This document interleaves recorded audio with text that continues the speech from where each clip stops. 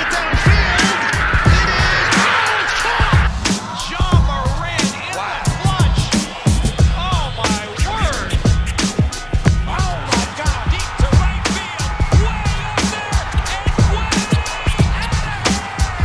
down the sideline. Jefferson. Another huge run. Jalen Red broke tackle. Stayed on his feet.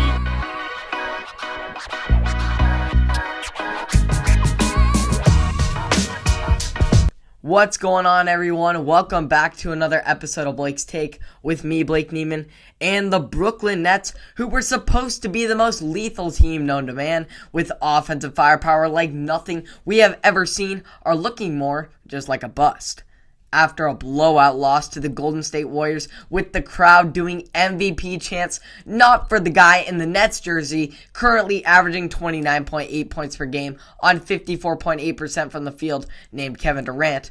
Rather, they were chanting for Stephen Curry, who lit up the Nets for 37 points to secure an easy 18-point victory against a team that many grew expectations to win it all.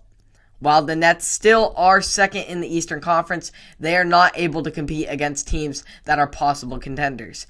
The Big Three in Miami and Chicago each made work of the Nets, while the defending NBA champion Bucks dominated against Brooklyn on opening night behind their most dominant player in Giannis Antetokounmpo, who is also just doing outstanding this season as well.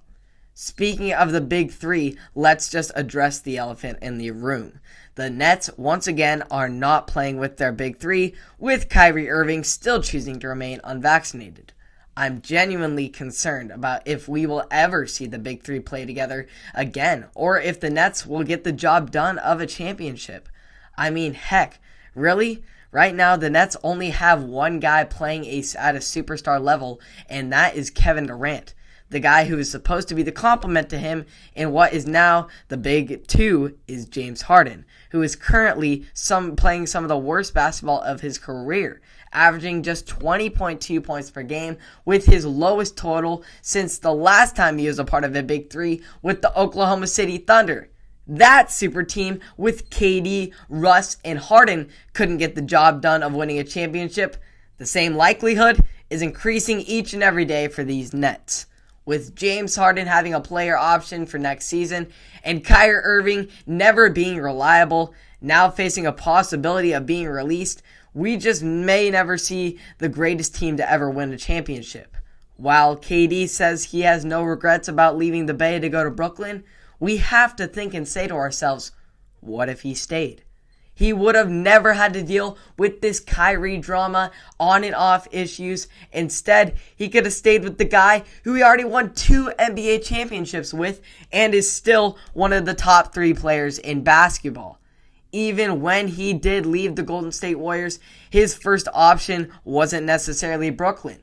He chose the Nets over the New York Knicks, an incredible franchise, due to one Kyrie Irving pulling him away and being like, let's build our own brand. How's that brand going, Kyrie? Not too well.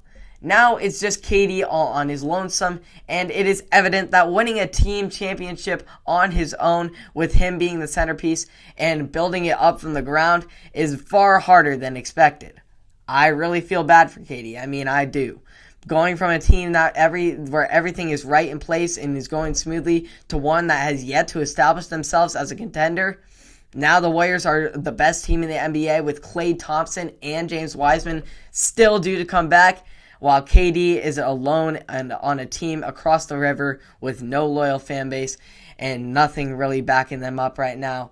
And really just hanging on the edge, hanging by. Kevin Durant is holding all these threads together in Brooklyn. We'll just see. It's only a matter of time before it collapses. So we'll see how it goes for the Nets, but it's not looking too good right now. I really wish we would have been able to see this Big Three. We may still will, but it's looking slimmer and slimmer each and every day. Hope you all enjoyed that take on the Nets. If you're from New York, probably not too much, but they could have gone to the Knicks. They could have gone to Manhattan and had that loyal fan base there, but instead they have the Nets, where building that whole brand thing is not going too well. You can catch all of the content of Blake's Take at the socials on Apple Podcasts, Spotify, and or YouTube, and I'll see you all in the next one. Have a great day.